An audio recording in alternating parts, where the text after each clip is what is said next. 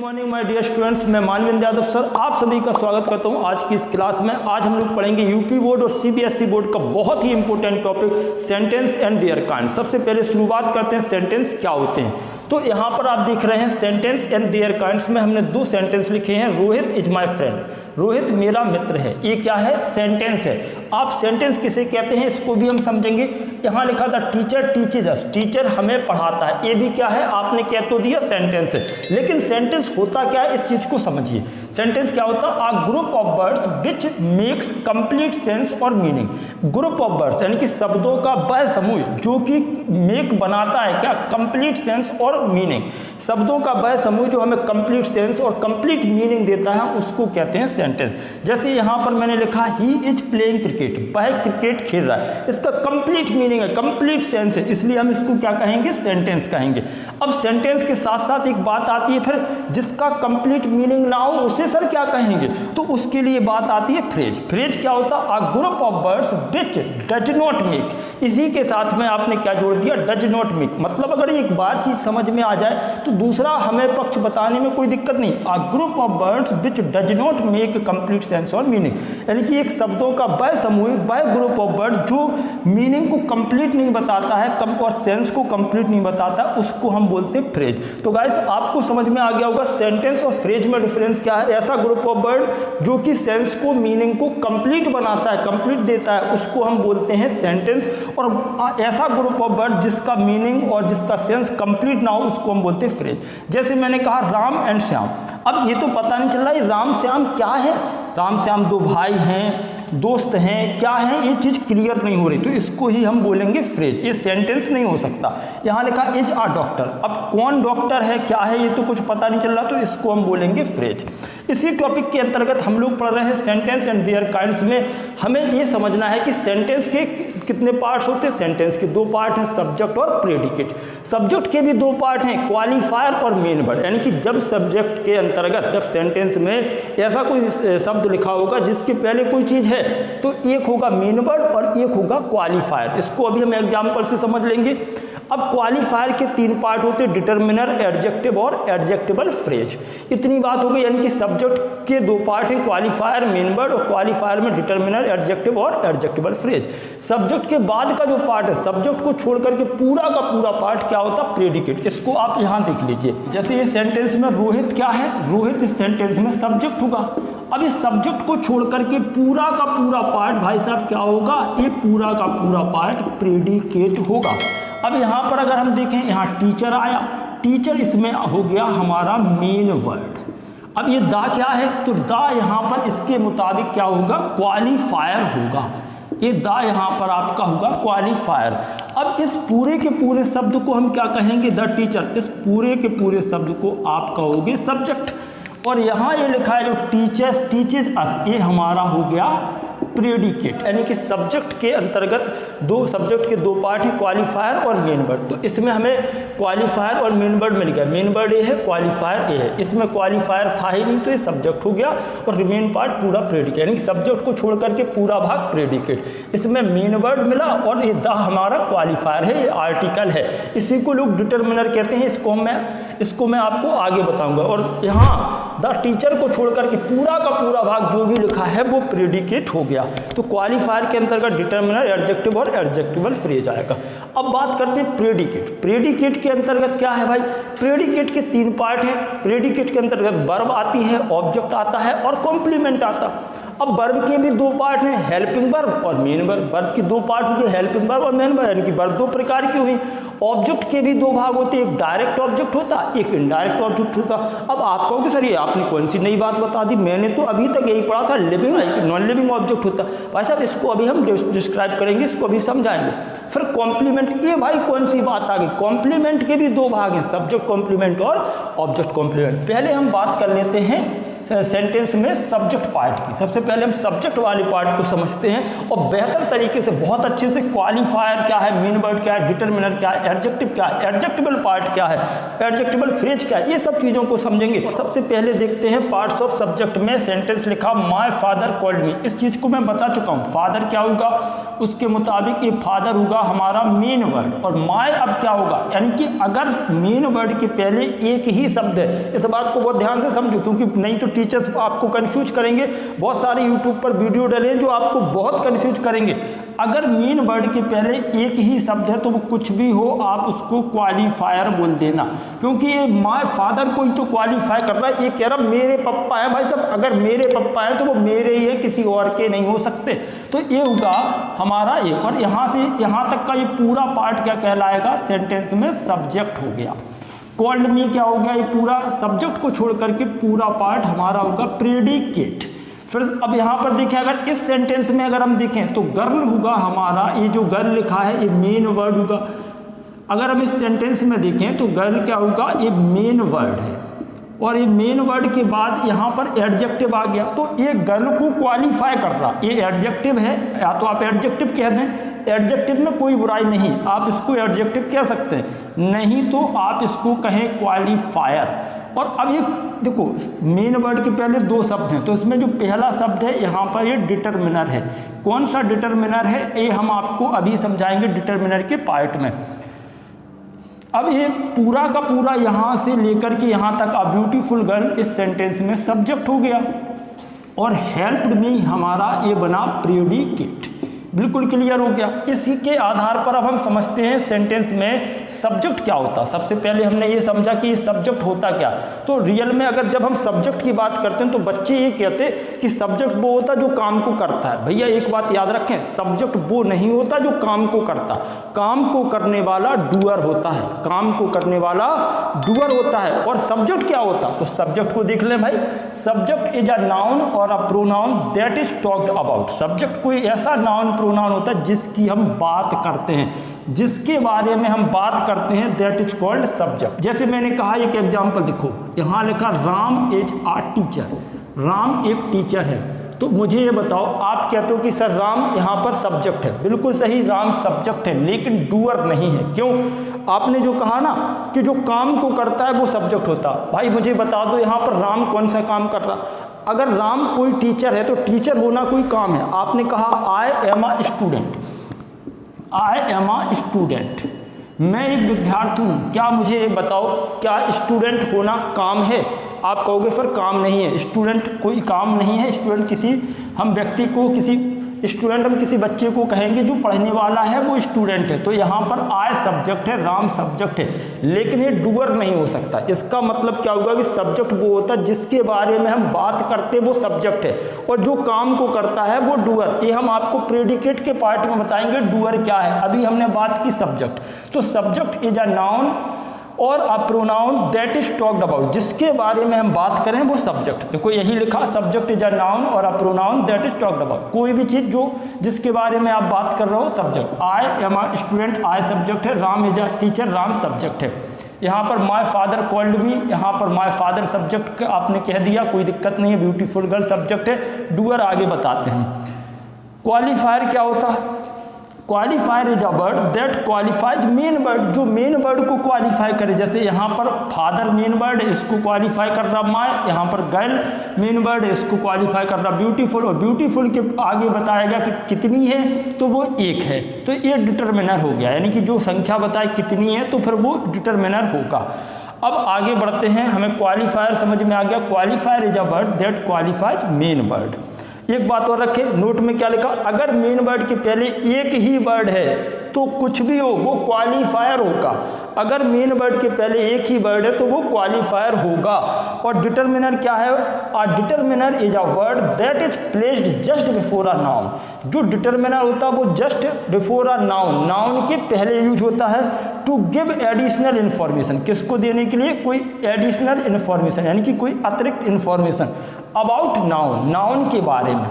अब यहाँ पर एक दिक्कत आ गई, जैसे अगर आप इस एग्जाम्पल को देखेंगे तो ब्यूटीफुल के पहले हमने डिटरमिनर, यहाँ ब्यूटीफुल एडजेक्टिव है, और एडजेक्टिव के पहले यहाँ पर डिटर्मिनर यूज हो रहा है, लेकिन है गर्ल की ही तो बात कर रहा, गर्ल है, ब्यूटीफुल है, और वो ब्यूटीफुल है और लड़की कितनी है, एक। तो ये एक गर्ल के बारे में तो ये बात बताया कि आ ब्यूटीफुल गर्ल, एक सुंदर लड़की ने, तो लड़की कितनी है, एक। ये नाउन के बारे में ही बात कर रहा। आज समझते हैं टाइप्स ऑफ डिटर्मिनर। डिटर्मिनर के कितने टाइप होते हैं? मुख्य रूप से डिटर्मिनर के 4 ही टाइप्स होते हैं। फिर सबसे पहले बात करते हैं टाइप्स ऑफ डिटर्मिनर में आर्टिकल। आर्टिकल आप जानते हो ए एंड द, सिर्फ 3 ही आर्टिकल होते हैं, तो ये आर्टिकल डिटर्मिनर ही होता है। फिर नेक्स्ट आता है डेमोन्स्ट्रेटिव। डेमोन्स्ट्रेटिव में 4 होते हैं, दिस दैट दीज दोज। ये डेमोन्स्ट्रेटिव डिटर्मिनर के अंतर्गत दिस दैट दीज दोज आता है। फिर पजेसिव डिटर्मिनर होता है, तो के लिए ज़्यादा एक्सप्लेनेशन की जरूरत नहीं, जैसे माय हो गया, यूर हो गया, हिज, अबर, देयर, ये सारे के सारे पजेसिव डिटर्मिनर होते हैं। नेक्स्ट और लास्ट आता है क्वांटिफायर्स। क्वांटिफायर का मतलब क्या है, जिसको हम काउंट करते हैं, जैसे फ्यू को आप काउंट करेंगे,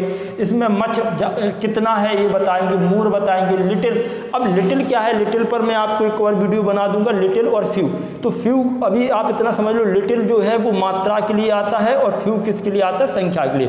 सम है, इनफ, लॉट, और ऐसे बहुत सारे वर्ड हैं। क्वांटिफायर्स के भी 2 पार्ट हैं, एक तो कार्डिनल और एक ऑर्डिनल। कार्डिनल को न्यूमेरल भी बोलते हैं, जैसे जिसमें 1 2 3 4 5 6 7 100 ये सारी चीज़ें आती हैं, वो कार्डिनल या न्यूमेरल डिटर्मिनर्स होते हैं। और ऑर्डिनल के अंतर्गत क्या आता है, फर्स्ट, सेकंड, थर्ड, फोर्थ, इस तरीके से। यहाँ पर 5 एग्जाम्पल्स दिए हैं, इन 5 एग्जाम्पल्स में हम सारी चीज़ों को अप्लाई करते हैं। सेंटेंस में हम लोगों ने पढ़ा सब्जेक्ट, सेंटेंस के 2 पार्ट होते हैं, सब्जेक्ट और प्रेडिकेट। अभी हम लोग पढ़ रहे हैं सब्जेक्ट, सब्जेक्ट के अंतर्गत क्वालिफायर और मेन वर्ड। सेंटेंस में सब्जेक्ट के पहले एक वर्ड है तो वो क्वालिफायर होगा, लेकिन अगर उससे पहले एक और वर्ड है तो वो डिटर्मिनर भी होगा। क्वालिफायर के 3 पार्ट्स हैं, डिटर्मिनर, एडजेक्टिव और एडजेक्टिवल फ्रेज। अभी हम इस पर आए नहीं, अभी इस पर आएंगे। तो सबसे पहले देखिए यहाँ पर a young man ran towards the burning house. तो यहाँ पर ये जो मेन होगा ये आपका सेंटेंस में मेन वर्ड। अच्छा एक बात और याद रखना, मेन वर्ड को हम हेड वर्ड भी कहते हैं। यंग क्या होगा, इसको आप क्वालिफायर कह दो, कुछ लोग हो सकता है इसी को एडजेक्टिव कहें। तो ये भाई नाउन या प्रोनाउन की जो क्वालिटी को बताता, विशेषता बताता, वो एडजेक्टिव ही तो होता। तो आप एडजेक्टिव कहो या क्वालिफायर करो, एक ही बात है। अब ये यहाँ पर क्या है, डिटर्मिनर। ये किस टाइप का डिटर्मिनर है, ये आर्टिकल टाइप का डिटर्मिनर है, तो ये आपका होगा डिटर्मिनर। अब यहाँ से ये पूरा का पूरा पार्ट आ यंग मैन पूरा क्या होगा, सेंटेंस में सब्जेक्ट होगा। यहाँ तक की बात क्लियर। अब यहाँ सब्जेक्ट को छोड़ करके पूरा पार्ट होगा प्रेडिकेट, ये आपने प्रेडिकेट बता दिया। नेक्स्ट में देखें यहाँ पर डॉग हमारा, दैट ब्लैक डॉग बार्क्स, तो यहाँ पर ये होगा मेन वर्ड, और यहाँ पर ब्लैक एडजेक्टिव कहो या फिर इसको कहो क्वालिफायर, ये क्वालिफायर हो गया। और दैट क्या होगा, डिटर्मिनर होगा। किस टाइप का डिटर्मिनर है, दैट आपका डेमोन्स्ट्रेटिव डिटर्मिनर है। और इस पूरे पार्ट को आप क्या कहेंगे, दैट ब्लैक, ये सब पूरा पार्ट हो गया आपका सब्जेक्ट, दैट ब्लैक डॉग। और यहाँ पर प्रेडिकेट क्या होगा, वार्क्स अकेला यहाँ पर प्रेडिकेट होगा। नेक्स्ट क्वेश्चन है हिज एल्डर ब्रदर लाफ्ड। तो यहाँ पर अगर आप देखें, ब्रदर क्या है, मेन वर्ड हो गया, और एल्डर क्या है, एडजेक्टिव या फिर क्वालिफायर होगा। और हिज क्या होगा, ये डिटर्मिनर। किस टाइप का डिटर्मिनर है, पजेसिव डिटर्मिनर। देखो ये हिज कौन सा डिटर्मिनर होगा, पजेसिव, तो ये आपने कहा डिटर्मिनर होगा। और ये पूरा हिज एल्डर ब्रदर सब्जेक्ट हो गया, और यहाँ पर लास्ट क्या होगा, इसका प्रेडिकेट हो गया, ये इसमें प्रेडिकेट हो गया। नेक्स्ट क्वेश्चन है दोज प्रिटी गर्ल्स डांस्ड। यहाँ पर गर्ल्स की बात हो रही, गर्ल्स नाउन है भाई, आप आराम से पहचानो ना। यहाँ पर ब्रदर नाउन है, नाउन के पहले क्या आएगा, क्वालिफायर, और उसके क्वालिफायर के पहले डिटर्मिनर। डॉग नाउन है, डॉग के क्वालिटी बता रहा, ब्लैक एडजेक्टिव या क्वालिफायर हो गया, दैट डिटर्मिनर हो गया। मैन नाउन है, हमेशा ये नाउन के पहले ही डिटर्मिनर देखने को मिलेगा। अब यहाँ पर जैसे मान लो यंग हटा दो तो आ मैन, तो यहाँ पर आ को आप क्या कहेंगे, वैसे तो ये आप इसको क्वालिफायर कह सकते, लेकिन बहुत सारे लोग डिटर्मिनर कहते हैं, इसलिए आप कंफ्यूज ना हो, इसके लिए मैंने आपको एक मंत्र दे दिया। मंत्र क्या है कि अगर मेन वर्ड के पहले एक शब्द है तो कुछ भी बना रहा है, चाहे वो आपका आर्टिकल हो, डेमोन्स्ट्रेटिव हो, पजेसिव हो, कुछ भी हो, क्वांटिफायर हो, उसको आप केवल क्वालिफायर कहो। लेकिन जब मेन वर्ड के पहले 2 शब्द, जैसे यहाँ यंग आ गया तो ये क्वालिफायर है एडजेक्टिव, और इसके पहले आया ये डिटर्मिनर, तो ये होगा हिज डिटर्मिनर हो गया। हम बात ये वाला कर रहे थे, प्रिटी क्वालिफायर कह सकते हो, एडजेक्टिव भी कह सकते हो, और दोज यहाँ पर डिटर्मिनर होगा। किस तरीके का डिटर्मिनर है दोज, तो दोज हमें बता रहा है डेमोन्स्ट्रेटिव डिटर्मिनर होगा। आगे देखो यहाँ बॉय नाउन होगा, नाउन के पहले क्या होता डिटर्मिनर होता है। और अगर यहाँ पर कोई एडजेक्टिव आ गया तो उसको हम क्वालिफायर कह देंगे, एडजेक्टिव को क्वालिफायर, ये होगा मेन वर्ड, ठीक है। और सम यहाँ पर ये क्वांटिफायर्स है, ये डिटर्मिनर तो होगा ही, ये क्वांटिफायर है डिटर्मिनर, और ये पूरा सम गुड बॉय सब्जेक्ट और ये यहाँ से यहाँ तक का प्रेडिकेट हो गया। तो इतनी बात आपने समझ ली। अब हमारा सिर्फ एक ही पार्ट रह गया, एडजेक्टिवल फ्रेज क्या है। तो मैं कुछ एग्जांपल दे रहा हूँ, इससे आपकी प्रैक्टिस भी हो जाएगी, आपको सब्जेक्ट भी पता चलेगा, क्वालिफायर क्या है, डिटर्मिनर क्या है, किस टाइप का डिटर्मिनर है, आर्टिकल है या फिर पजेसिव है या फिर डेमोन्स्ट्रेटिव है या क्वांटिफायर्स है। इन सब की प्रैक्टिस के साथ साथ हम एडजेक्टिवल फ्रेज को भी समझेंगे। फिर हम इसके नेक्स्ट पार्ट में डिस्कस करेंगे प्रेडिकेट, प्रेडिकेट के जितने प्रेडिकेट के अंतर्गत जितनी भी चीज़ें सबका डिस्कशन करेंगे। अब हम लोग समझते हैं एडजेक्टिव और एडजेक्टिवल फ्रेज क्या होते हैं। तो एडजेक्टिव और एडजेक्टिवल फ्रेज को समझने के लिए मैंने 5 एग्जांपल्स दिए हैं, इसी से हम लोग समझते हैं। सबसे पहले एग्जांपल लिखा my younger son in Kanpur is an engineer. इस सेंटेंस आपको पढ़ने में जरा अटपटा लग रहा होगा, my younger son in Kanpur, ये कहाँ से आ गया, फिर इज एन इंजीनियर। देखो अगर हम इसमें इन कानपुर को इग्नोर कर दें तो हम इतना पढ़े my younger son is an engineer, मेरा यंगर सन क्या है, इंजीनियर, बड़ा अच्छा लग रहा, लेकिन ये इन कानपुर अजीब लग रहा। तो सबसे पहले हम इसके सब्जेक्ट और प्रेडिकेट पार्ट्स को समझ लेते हैं क्या है। तो यहाँ पर देखो हम बात किसकी कर रहे हैं, सन की। सन क्या होगा, नाउन, तो इसको आप क्या कहेंगे, मेन वर्ड। ये सेंटेंस में मेन वर्ड हो गया। मेन वर्ड के पहले क्या यूज होगा, एंगर, ये इसकी क्वालिटी को बता रहा। तो आप इसको चाहो तो एडजेक्टिव कह सकते हो। देखो टॉपिक है ना एडजेक्टिव एंड एडजेक्टिवल फ्रेज, और इसी को तो भाई आप क्वालिफायर कहेंगे, इसी को आप क्वालिफायर कहेंगे। और ये यहाँ पर माय क्या है, पजेसिव है, पजेसिव है, लेकिन ये डिटर्मिनर का काम कर रहा है। कौन सा डिटर्मिनर होगा, ये आपका पजेसिव डिटर्मिनर होगा। अब यहाँ पर ये इन कानपुर है भाई साहब, यही तो है एडजेक्टिवल फ्रेज, इसी को आप कहेंगे एडजेक्टिवल फ्रेज, एडजेक्टिवल फ्रेज कहेंगे आप इसको। अब यहाँ से ये बचा है इज एन इंजीनियर, तो ये पूरा का पूरा पार्ट होगा प्रेडिकेट। अब आप कहोगे सर इसमें सब्जेक्ट क्या है, तो इसमें घबराने की जरूरत नहीं है, ये पूरा my younger son in Kanpur, ये पूरा का पूरा पार्ट सेंटेंस में सब्जेक्ट। बताओ मेरे प्यारे स्टूडेंट्स, मजा आ रहा पढ़ने में कि नहीं आ रहा। इसके बाद मैं 2 सेंटेंस आपको भी दूंगा, आपको भी उनके उसमें बताना होगा क्या डिटर्मिनर है, एडजेक्टिव है, मेन वर्ड है, एडजेक्टिवल फ्रेज और प्रेडिकेट है। आपके लिए क्वेश्चन नंबर 4 और 5 है, आप हमें ये वाले दोनों क्वेश्चन के जवाब कमेंट बॉक्स में देंगे, ठीक है। अब मैं आपको नेक्स्ट क्वेश्चन बताता हूँ। अ black crow sitting on a ball, तो यहाँ पर नाउन क्या है, क्रो, ये हमारा सेंटेंस का मेन वर्ड होगा, और ब्लैक इसमें एडजेक्टिव है, तो इसको आप एडजेक्टिव कह सकते हो। और एडजेक्टिव अगर आप ना कहना चाहो तो इसी को आप क्वालिफायर भी कह सकते हो। और क्या होगा, आर्टिकल है, ये रियल में डिटर्मिनर हो गया, ठीक है। मैं बस इतना ही लिख दे रहा हूँ। अब यहाँ से यहाँ तक आप ब्लैक क्रो, पूरा सेंटेंस में क्या होगा, यहाँ पर इसमें एक चीज़ मिस हो गई है, इसमें यहाँ पर हेल्पिंग वर्ब तो कुछ दी नहीं, तो यहाँ इज लिख दे रहा है, is sitting on a ball. ये पूरा का पूरा पार्ट यहाँ पर सब्जेक्ट कहा जाएगा, ये सब्जेक्ट है, और is sitting on a ball ये पूरा का पूरा प्रेडिकेट होगा। नेक्स्ट अगर हम नेक्स्ट क्वेश्चन को देखते हैं, नेक्स्ट सेंटेंस हमारा है those pretty flowers in the garden. तो फ्लावर्स मेन बात हो रही है, हम फ्लावर की बात कर रहे हैं, नाउन होगा, तो ये हमारा सेंटेंस का होगा मेन वर्ड। ये फ्लावर्स कैसे हैं, प्रिटी हैं, यानी कि ये फ्लावर्स के बारे में बता रहा, फ्लावर्स को क्वालिफाई कर रहा, तो चाहे इसको आप एडजेक्टिव कह दो या फिर इसको क्वालिफायर कह दीजिए।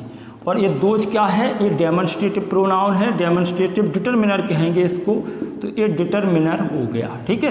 अब यहाँ पर इन द गार्डन, अभी देखो यहाँ पर पढ़ा था इन कानपुर, ऐसे यहाँ पर ये होगा एडजेक्टिवल फ्रेज हो गया, ये कुछ और नहीं, ठीक है। और ब्लूम्ड क्या है, ये प्रेडिकेट होगा, तो ये होगा आपका प्रेडिकेट। अब अगर हम इसमें सब्जेक्ट की बात करें, those pretty flowers in the garden, ये पूरा का पूरा सेंटेंस में सब्जेक्ट होगा, ठीक है। अब गाइस आपकी बारी है, आप 4 और 5 नंबर के क्वेश्चन को हमें कमेंट बॉक्स में बताएंगे। अगर आपने चैनल को सब्सक्राइब नहीं किया तो फटाफट से चैनल को सब्सक्राइब कर लीजिए, वीडियो को लाइक शेयर कर दीजिए और कमेंट करके मुझे बताइए कि आपको कौन कौन से टॉपिक्स और पढ़ने, ताकि मैं आपको जल्दी से जल्दी उन टॉपिक को भी प्रोवाइड कर सकूँ। और अपने दोस्तों और अपने जो भी भाई बंधु जो भी लोग हैं उनसे भी कहिए कि आप भी चैनल चैनल को सब्सक्राइब करिए। इस चैनल पर आपको 9, 10th, 11, 12th के वीडियो तो मिलते ही, साथ में बंदा हो चाहे वो कॉम्पिटिटिव एग्जामिनेशन की तैयारी कर रहा हो या 9th से 12th का बच्चा हो या फिर स्पोकन इंग्लिश सीखना चाहता है, हर तरीके के वीडियोज हमारे चैनल पर अवेलेबल हैं। पहला channel success point with Manvendra Yadav पर हम ज़्यादा से ज़्यादा वीडियोज़ डालते रहते हैं, उस पर कॉम्पिटिटिव के भी वीडियोज़ पड़े हुए हैं। और दूसरा चैनल स्पेशल आप लोगों के लिए बनाया है 9th से 12th के बच्चों के लिए, जरेस विद मानवेंद्र यादव सर के नाम से, तो उस पर भी बहुत सारे वीडियोज आपको मिलते रहेंगे। आप मुझे कमेंट करके बताओ और चैनल को लाइक करें, शेयर करें, कमेंट करें। भी आपके दोस्त हैं, रिश्तेदार हैं, भाई मोहल्ले पड़ोस के सारे लोगों से कहिए कि आप इस चैनल को सब्सक्राइब करिए। इस पर रियल में शानदार कंटेंट आपको पढ़ने को मिलता है। Thank you so